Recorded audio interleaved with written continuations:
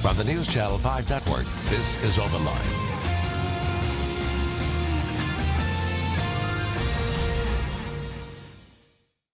Hello, everyone. Welcome to OpenLine. I'm Ben Hall. We are very happy that our guest tonight is Nashville Mayor Karl Dean. This is your chance to call in with any question you may have for the mayor. And Mayor, thank you once again for coming on, taking questions. We appreciate it. Happy to do it. Good to see you, Ben. Good to see you. So, a lot to discuss since you were last on. There was this New York Times article about development in Nashville, focused a little on Studio A, but really just this bigger issue of are we losing our identity? And I want to get to that, but I also want to talk about the Sobro Bridge. Okay. Where does that stand? Why some people are concerned about this? Where do you stand on this bridge right now?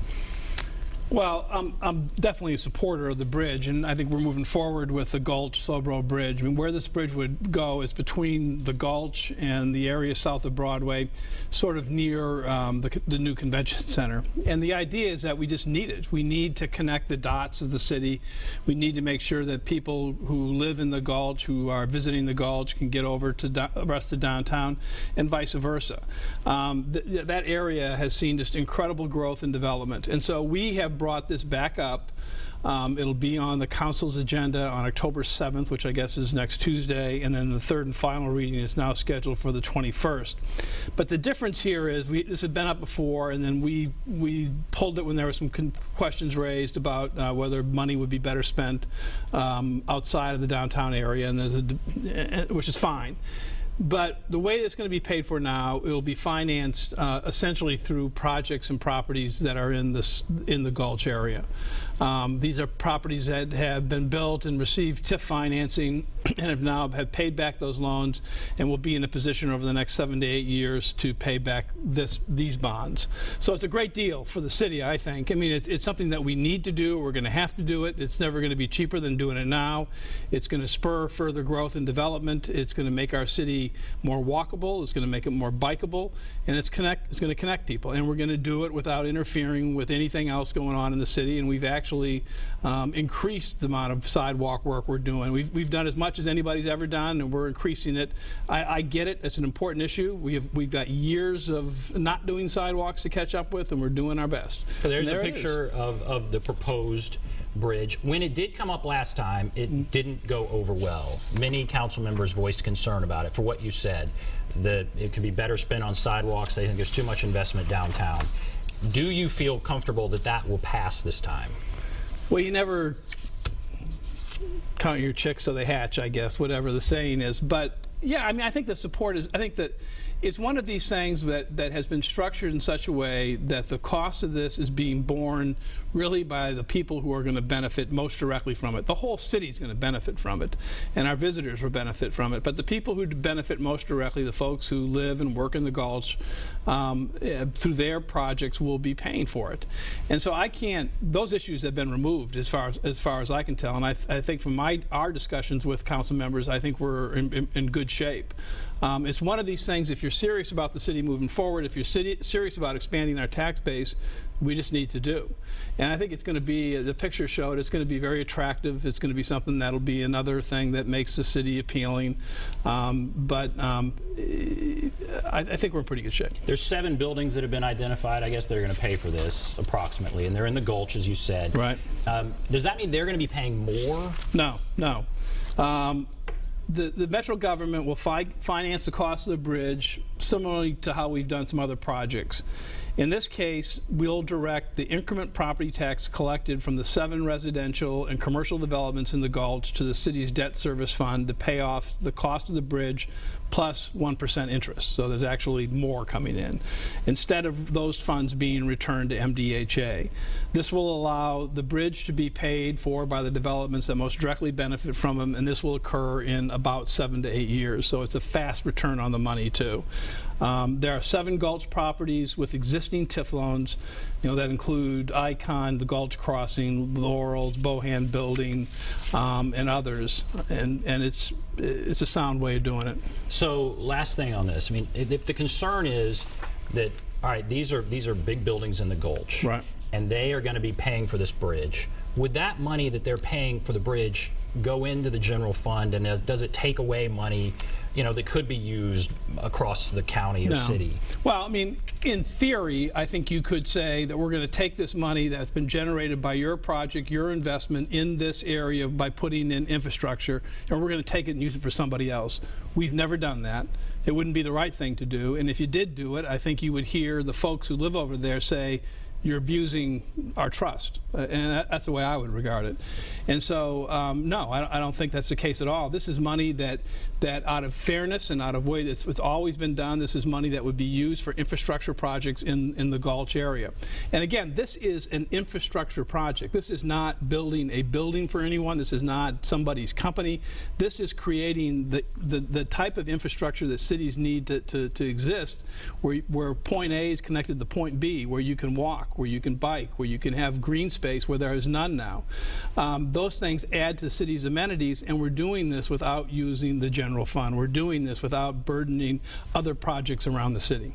So let's also talk about Studio A development, all of those issues. Studio A was in a New York Times article. We're in the New York Times a lot. Front page of the New York Times. Yeah, it's in the New York Times a lot lately. And there's talk about tearing it down and building condos there. You have said you hope someone comes in and buys it and saves it. The owner of the building said it's been for sale forever. If somebody wants to save it, fine, but he's got to do what he's got to do.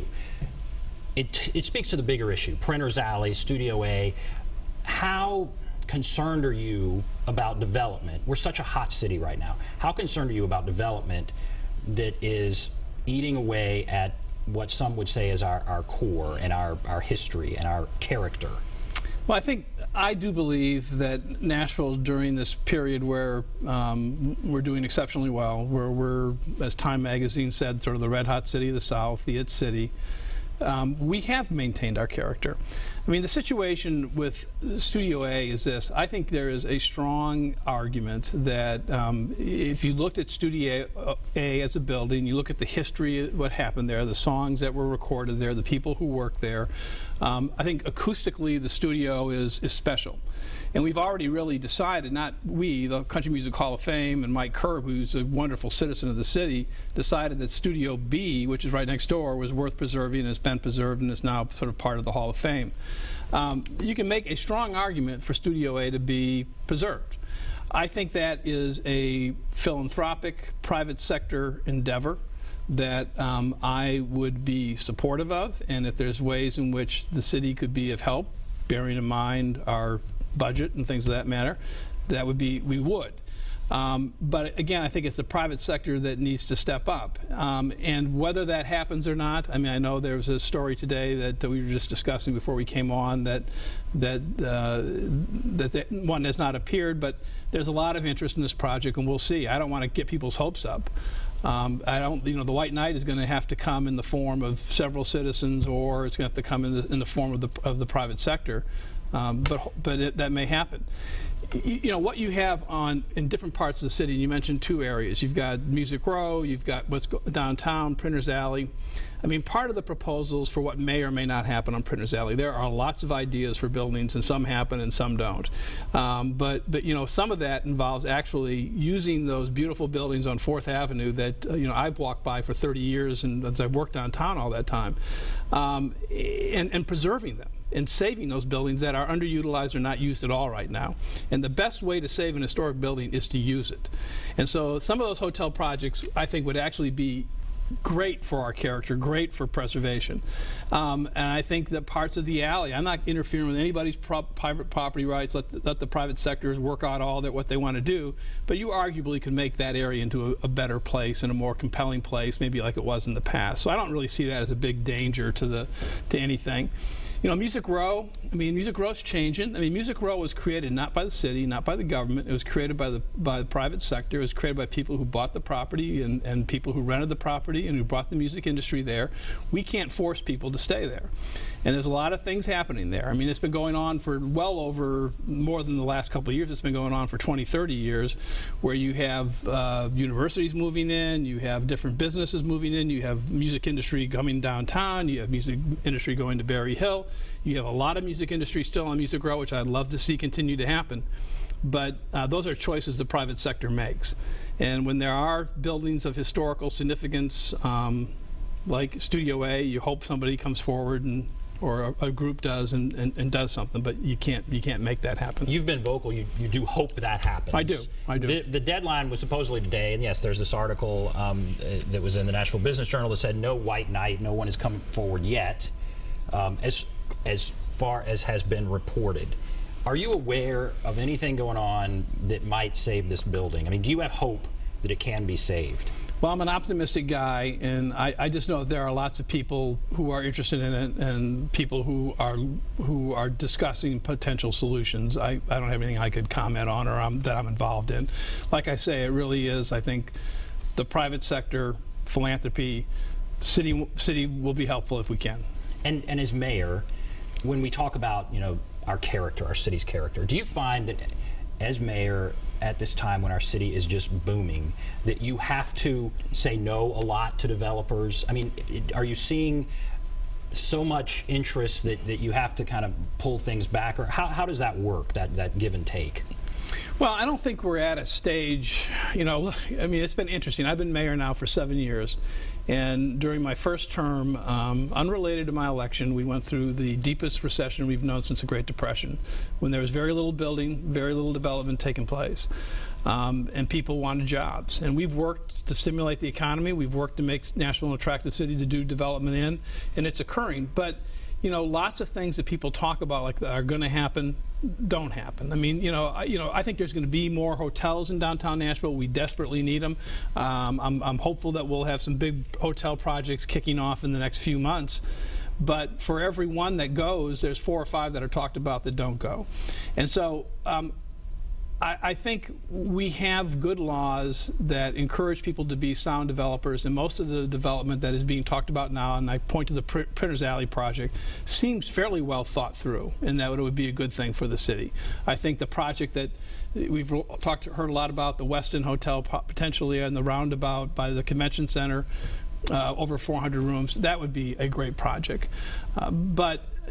But the development is occurring because we're a city where people want to be. They want to be here because it's a good city for jobs. It's a good city for people to find opportunity, and that's a positive thing. And cities keep changing, and that's good too. But you want to preserve what you can. It's a tough balancing act. We have to take a break. There are 2 lines open if you want to call. The number 737 plus 737-7587. If you're on the line, hold on.